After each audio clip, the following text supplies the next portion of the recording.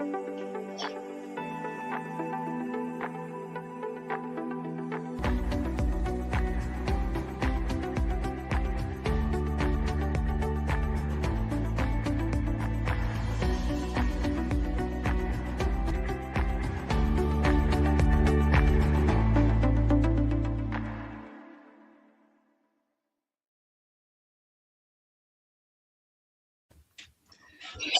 good day, viewers.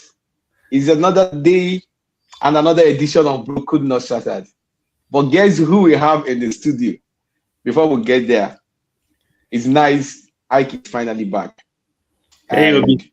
Thanks so much for having me, man. Yeah, it's all right, IKE.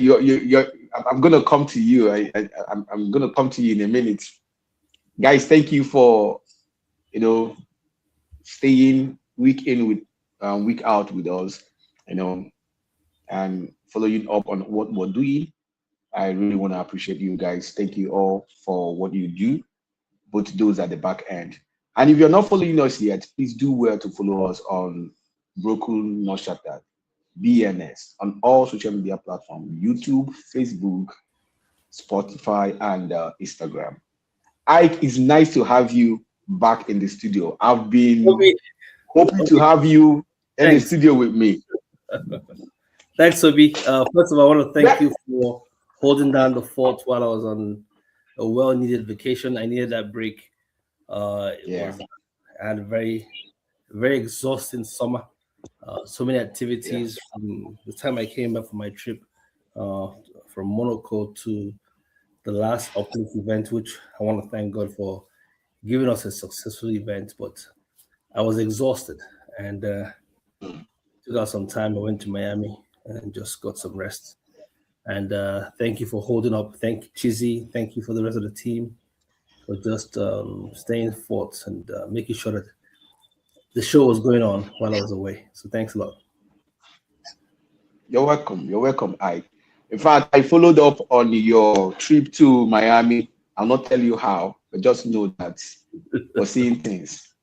And it was good. You work hard, you play hard, and I like that. Yeah. So we're gonna get right into what we have today, but permit me to begin with this.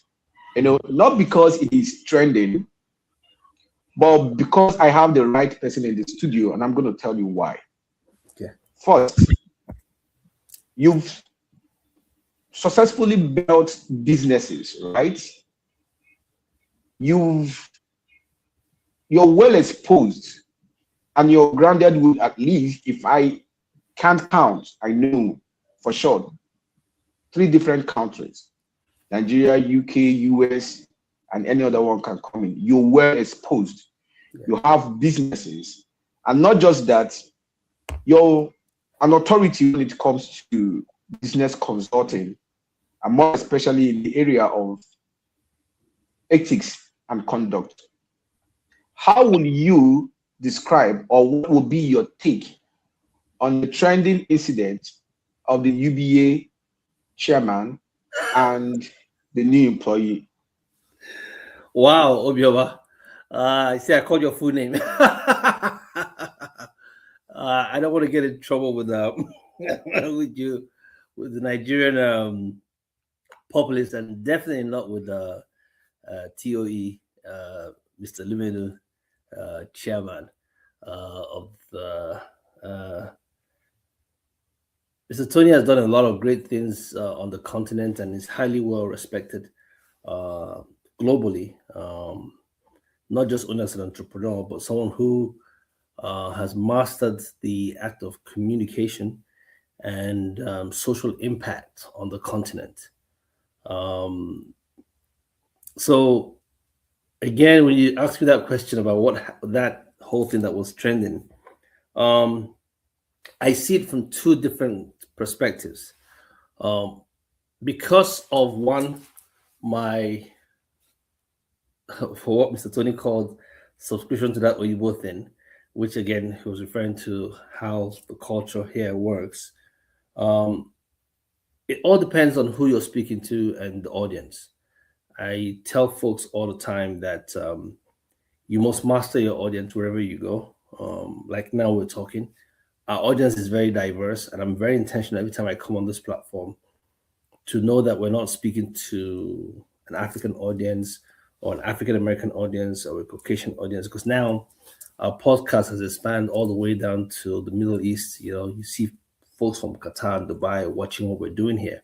So with that, I'm always very conscious of my audience and very mindful of that. To the young lady who asked the question, two things can be right at the same time. Okay, her audience were in a UBA setting for the best of what I figured out, right?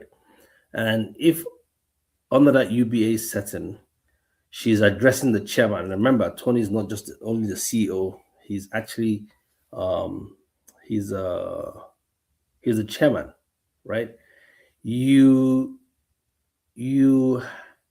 have to be mindful of that. Okay, you have to be mindful of that, and him correcting her, or let me use a better word, him telling her how he would prefer to be addressed. It's his prerogative. Outside of culture, there's some places I go to and I say to you, you will address me as Mr. Ike. If I call myself Mr. Ike when I introduce myself, I expect you to keep on the same path to call me Mr. Ike. If I say to you, my name is Ike, and then I'm giving you the go ahead to refer to me as Ike. If I say to you, my name is Mr. Ike Webili, then that means I'm telling you to call me Mr. Webili, right? So it's my prerogative, and he has a right to do that. Outside of him being the chairman of the group. Now, there is culture. And what is culture? Culture is basically your way of life, the way you guys do things. At In Case Consulting, we have our own business culture. But also there's a culture outside of the business culture. So at UBA, they definitely have their own business culture. And there's a culture outside of that culture, which is the Nigerian culture where the country is set. So if the young lady had been taught during her induction or whatever she had gone through, that or her onboarding session, that we call ourselves on first name basis in the bank, then that's the culture she's been taught. But then there's a bigger culture outside of that where she would the Nigerian culture, which means you have to respect your elders.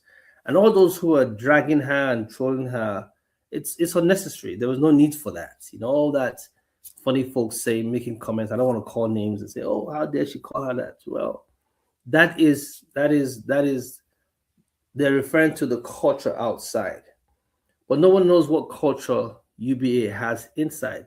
If the culture of UBA is first name basis, then that's their culture, and maybe she was aligning to that. But I completely agree with Mr. Limenu on correcting her and say, no, you would not address me as Tony. And for the young lady, obviously, she hasn't been coached enough, because then she would have known that regardless of whatever the business culture is, there's something that's ethically correct, right? It's the proper thing to do. You could have, I bet you, she had called him Mr. Tony, she wouldn't have gotten into trouble, right? But chances are calling him Tony is like saying, we're age mates. And she could have just put Mr. Limenu, and me too, I don't subscribe to that. Take, for instance, in case there was a time my colleagues were referring to me as boss. And I had to tell them I didn't feel comfortable with members of our staff, both locally here and internationally, wherever they are. We have folks in the Philippines, we have folks in all parts of the country, of the world now, that work for us. We have folks in Africa. I didn't like that feeling of being called boss. So I told you guys in the meeting, I said, don't call me boss. Please refer to me as Mr. Ike. I mean, yes, I'm the leader. I know I'm your CEO, I'm the chairman, but you don't have to, it's not a big deal for me. So don't call me boss, please. And nobody has called me boss. Now on this platform, I made it very clear that when we come on this platform, I want to be referred to as Ike.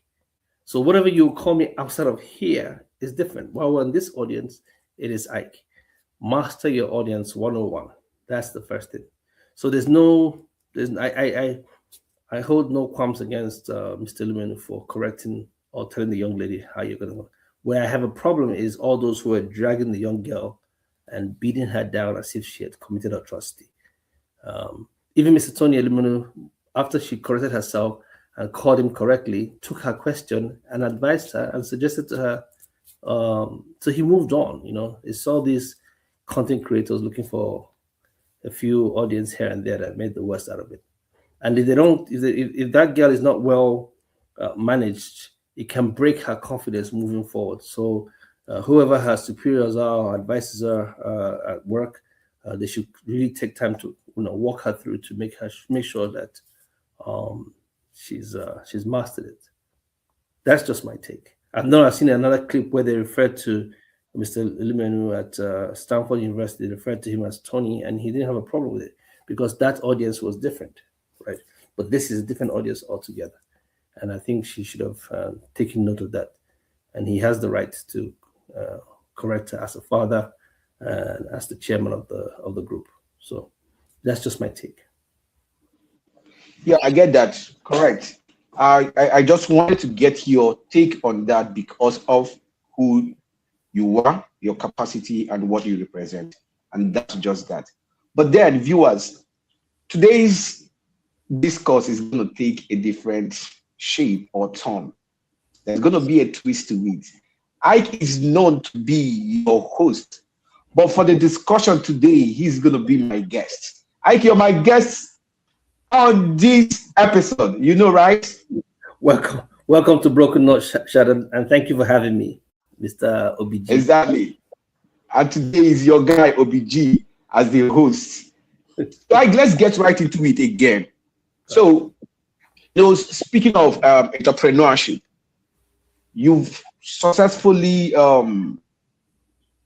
built, an impressive journey as the CEO in Case Consulting, the Uplift Group, and several other ventures. What inspired you to pursue entrepreneurship, and how will you describe your journey so far? Whew, that's a long one. Okay, in a nutshell, because of the sake of time, what inspired me is people. Everything I do, I'm inspired by people. What do I mean by that? I'm a people's person. I know that. And so I get my energy, I get my drive by serving, right? So service to people is the core of everything that I do. And that was what inspired me. I had worked in the corporate setting in the UK, worked as a teacher and educational setting here in the US. But I knew there was more to what I had to do. I had worked in ministry for years, actually, working very close in a very large church in Baltimore, Maryland. And I had worked and served in that capacity. But I knew there was much more to me, and I knew it wasn't confined to a smaller environment. It was more global. I see myself as a bridge that connects people, connects organizations, connects leaders. And so I took what I knew best and began to own my gift and hone my gift to the point where I built the company. In Case Consulting didn't start off as In Case Consulting. It actually started as a magazine, In Case Magazine. And In Case Magazine took off in about, I think it was 2003, around then, 2003. And it had all the potential to succeed, but I didn't have the right support to make sure it happened. But because the name that was given to me was a God-given name, In Case, I couldn't drop it. I just couldn't drop it, to in case something was to put something all together and present it well. So I transitioned from In Case Magazine into In Case Training. And then I built In Case Training, and I was training a lot, both locally and internationally, including in your country where you are in Nigeria. And so as I was doing that, I was also involved in other investments, other things, but then now change in case training into in case consulting, and now it's becoming case group. So that's the journey. It's all driven by people. People will pay for anything that will bring pain to them, anything that will give them an experience. People will pay for anything that would uplift them. And so once I realized that if people can pay for anything that will take away their pain, whatever that pain is, whether it's emotional, financial, social, spiritual, um, I now started looking for solutions. Whether people have issues, corporate issues, collective issues, individual issues, family issues. And then I started providing services in that area. And I made sure my services were billable. And that's how the company began to grow. Very interesting. So, what would you say was your first business growing up, and I mean, well, your first business venture growing up, and what was the experience like? Believe it or not, the first business venture. Okay, so I'm going to tell you about two business ventures, right? And wherever my business partner is, please, if you ever come across this, just forgive me, right? Okay. So the first business venture was when I was in the University of Jos in Nigeria. And a very close friend of mine said, hey, listen, there's opportunity for us to move yam, tubers of yam from the north, which was, very rich in agriculture, Jos Plateau. And then we'll move the yam to Lagos, where there was a lack of, agricultural produce, but the market was there. And so the first time we took a trip and we sent the tubers of yam in a truck, big, all those bomboro, big truck. And then we jumped on a plane to go to Lagos to go and, to go and receive the product. Well, after jumping on the plane, by the time we finished selling the yam and calculated the cost of traveling, we were yeah, we're very much in the red. So the next time we said, okay, we'll try it again. There's a potential. We now ordered trucks, two trucks at this time, and traveled on. We now traveled on top of the with the vehicle. We traveled with the vehicle to save costs, and it was a nightmare. We drove all night in this dark African terrain that was unbelievable. But that was my first business experience on that large scale. Fast forward, after graduation, I went back to the UK, where I was now living. And one of the things I love doing is entertaining, having parties. I'm very sociable. So I formed a business with another partner of mine, Tonya Princewell, called Silvercrest. And we, under Silvercrest, we started building, started having boat parties. And those boat parties, people will come in from all over the place. We'll have all these great parties. Top DJs in the UK will bring them. And we just, people, young ladies who you don't see in clubs, the decent girls from homes, will reach out to their families, tell them, hey, we're having this nice party. Their parents will give us the consent to go out and make sure they come back home safely, and then we'll control both North London and South London with our promotions, and the rest was history. And that was how Silvercrest became a household name, and everybody wanted to be at our boat parties. And that one was a very fulfilling business until pretty much something happened.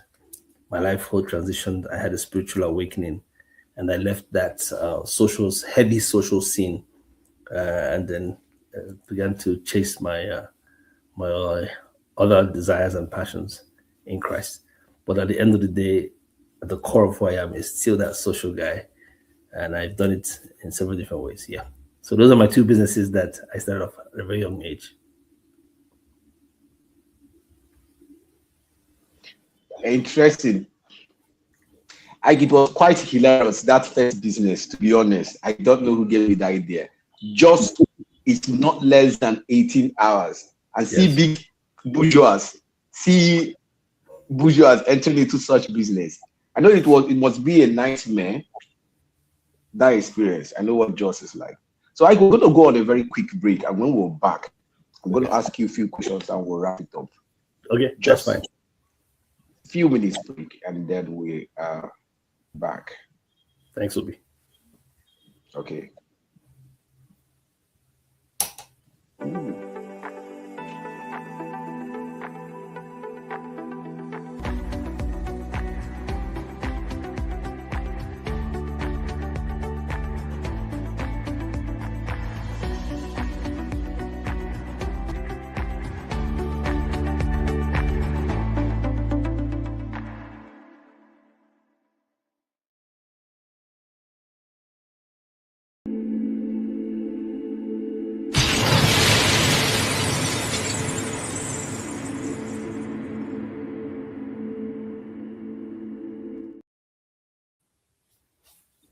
Hello, viewers. You're welcome to Broken Not Shattered.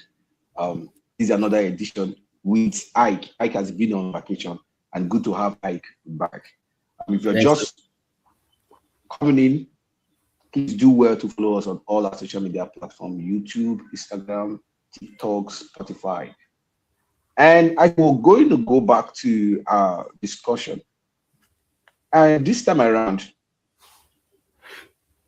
what was your biggest financial loss? And have you ever had a business fail completely? If yes, what was the cause? What were the lessons learned? The answer to that is yes. Any businessman who hasn't, or entrepreneur who hasn't failed in business hasn't started at all.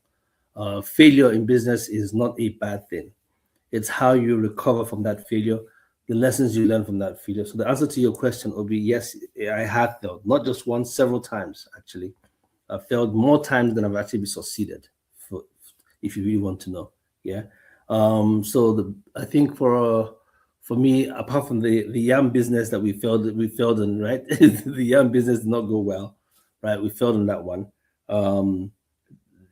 The biggest one for me was my real estate business that I had going on at that time with my ex-wife, and we had built close to $1 million, or even more than $1 million, in our business portfolio, in our real estate portfolio at that time, according to our financial consultant at that time. And then during that 2007 and 2008 economic catastrophe that took place in America due to housing, we lost it all. We completely lost it all. Yeah. The housing bubble burst eventually, and it was a bad time for recession. Unemployment was over 10%. People lost their homes, lost their houses, lost their investments. Just like a pack of cards, the whole thing crashed, and we lost a lot of money, and other meaningful things that were valuable to us we also lost. But again, I always tell folks, and I've said that to you before, that whatever happens to you, just make sure you stay afloat. Make sure you stay alive. Scripture reminds us that a living dog is greater than a dead lion. And so once you're back up again, you can always succeed and try again. So yes, for me, that was the biggest one. I lost a lot of money, and those around me who had either invested or supported at that time also lost a lot of money. And it was a global crisis. People lost work. A lot went wrong. But then you rebuild from that. Sure.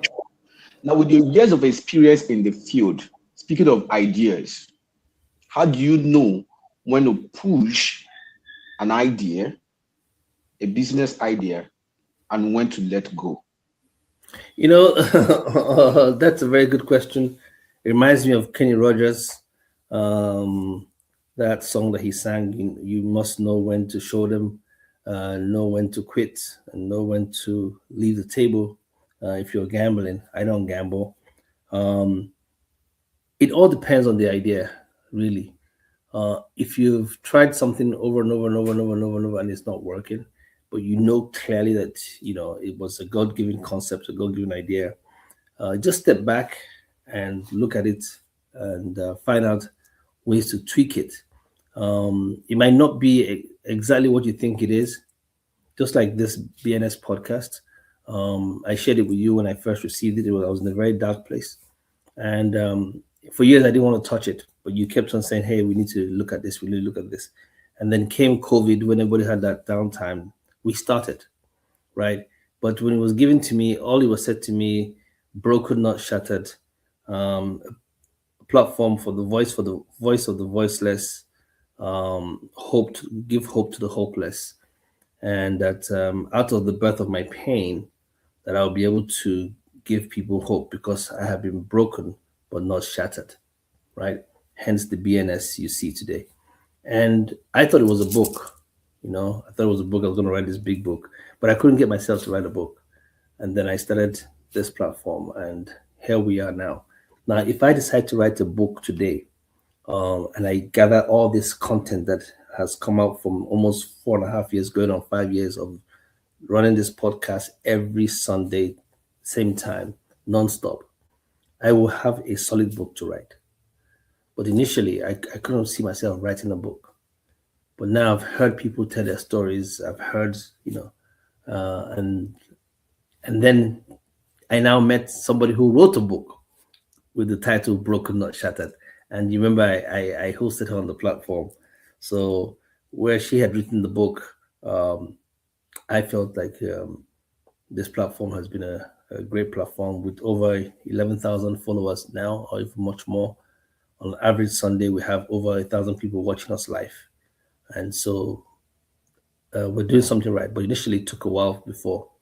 And so many ideas will come to you as a business. But there's sometimes when you know that, okay, this is not working. This is absolutely not working. You're investing more. And the more you're investing, the more you're losing out. You can't give it your commitment. You can't give it your time. Then it's okay to pack up and walk away. You have to know when to fold them and walk away. Yeah. So before we wrap it up, I've heard you talk about partners. All true. Now, when it comes to choosing a business partner, how important is choosing the right partner as an entrepreneur? Well, most entrepreneurs, especially from our part of the world, don't like to go into partnership. They like to go in solo, right? They like to do all by themselves and go into it. I differ when it comes to things like that. Yes, you might the partnership might not be on the leadership level, but you need to plug into other resources, people who have the similar values with you. Uh, who you choose as your partner, whether it's your partner in life or your partner in business, is very, very key to the success of either the relationship or very key to the success of the business itself, right? And sometimes a couple could be together as husband and wife or together, and they're not good at a particular fit in business. And if that's the case, then it's okay for them to sit down and say, hey, you know what, this is not working. And then one person decides to step away, and the person that feels that they have what it takes should go forward. But it doesn't mean you have to abandon your partner at that time. What you do is you support them, right? You give them all the support because there's some things that you add, some added value that you come with that you add. But there's only going to be one captain in the ship at the same time. And so whether it's the man that chooses to be the captain or the woman chooses to be the captain, either which way, just support them and don't take it personal because it's all business. Back to the question you asked initially, if I'm to choose a partner in business, the first thing I'll look for is the values. What are the core values of this individual, right? If their values and my values align, then they become more valuable. Because if their values and the values of what we're trying to do in the business, how we do business aligns, then they become more valuable to the business. The second part is I'll look for somebody who doesn't have what I already have. So if I have certain qualities and I'm good with communication, I'm good with speaking, I'm going to look for somebody who is good with numbers because I'm not good with numbers. I'm going to look for someone who's good with numbers, someone who's very strategic in his or her business approach, someone who's very policy driven. You know, that thing that you don't have, that's when you plug it in. If someone is very uh, extroverted and all very bubbly and all over the place, right? You want to find a partner who's not. So there's a balance and keep the business grounded. It is in those different values and different personalities and different qualities that the two people now begin to marry each other and give a cleaner finish. If you look at it, the back end is always as if they're fighting, you know, it's all rough and rugged. But when they turn out to the public, it's all smooth and nice. And so that's how people build a partnership. So if you're to select a partner out there, um, please feel free to identify someone who has the right values with you. And then secondly, find someone who is not in the same, doesn't have the same traits as you do have, right? Because that's when the company brings in both together. Last but not the least, Obi, um, I would also suggest in business that if you don't want to partner, collaborate. Collaborations are key, right? You don't have to be it. I rather own 1% of something than 100% of nothing, right? It's always a weak point for most African or African American leaders when it comes to collaborating. You know, they think that they have to own everything. You don't have to own everything. You can own a portion of this and a portion of that and a portion of that and be successful in business. So my advice would be feel free to collaborate, collaborate, and collaborate. Find out people who are doing something that you don't have and marry together that business point, and you will build, Wow. you will succeed. Yeah. Ike, you're quite spot on that. Well, we've come to the end, but you know, as a culture in BNS, I'll ask you this and then you're going to give me your drop-off question. When was the last time you cried the tears of joy? Hey, Rabo Senterimaka. Tears of joy. Ah, I think after the uplift event, that event took a lot out of me. I don't know why. This is not the first time I've done it. It took a time, but I guess we had taken the uplift event um, and put a fashion show to it and put a gala to it. So it was just so much going on at the same time, and the stress and strain was much. It was much to gain support. It was much to gain people that I had been there for and supported that I thought they would jump on and support me were not forthcoming. You know, people that when they would call, we would donate to them. Well, now we were calling them; they were not donating to us or towards the cause we had in mind. But we kept on going, and at the end of the day, it took a toll. But I remember after that night, God had already promised me that all was going to be well. But you just look at all the challenges that were coming up, you know, with the event planners and everything around us. The tent we planned to have did not turn out, did not come out, could not be functioned. But we just kept on moving on. And at the end of the day, all I got was positive accolades. We raised money. We had a phenomenal show. Our guests were happy. People were content. And I remember going back into my room and just crying and saying, "Thank you, God, for making it happen." And then something else happened to me recently, but I didn't cry of joy. But I know I definitely gave myself some heavy, yeah, you know. So, but I did. It wasn't a cry of joy. There was some money I invested somewhere that I thought I had lost, and the guys are now willing to talk back to me to say, "Hey, we will work with you to look at the opportunities there to see what the deal really is." You know, so at least they're paying attention. But that's about it. So Interesting. So what will be your question Oh for wow! the next guest? So to my next guest, I will ask them straight up: what does broken, not shattered, mean to you? When you hear the word broken, not shattered, what does that mean to you? Obi, I want to take this opportunity to say thank you so much. I know you're going to close out in a second. Thank you, and thank you again. You're truly a friend, a great guy, a good partner, and I couldn't have asked for a better team member. Really, honestly, one day we'll tell our story again how we ran into each other when I had relocated to Nigeria for a while. But it was a God ordained relationship. I'm telling you in front of everywhere else, don't mess it up.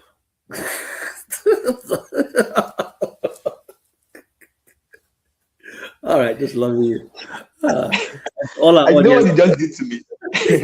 You know what you just did to me. Now I'm going to answer that question. When I cried my last tear of joy was after the show. Will be after the show, in fact. With this thing you've said, I'm going to go now and cry tears of joy. You know what? I feel so emotional right now. But that's the truth. That's the rest of the team, guys. You guys keep. Thank you for all yours. I couldn't have done this without my team, honestly. Maya, Favor, Chizzy, even David. I need to reach out to David. I want to thank you guys for all your work, Mena. The entire team. Just make sure that this oil is still flowing, and we're being a blessing to others. And to all our audience who have followed us for the last couple of years, as we begin to hit 5 years, we're going to transform this platform. I really am thinking about how and where we're going to go with it. And we're going to start bringing in some very great names into this place. So the BNS is here for a while. Thank you guys for all your support. I got to get out of here. I'm out. Famous folk. Thank you, Ike. Yeah. Before we leave, in our last and famous word, we'll see love, peace, and more grace. All right, brother. We'll meet again. See ya. Love you guys.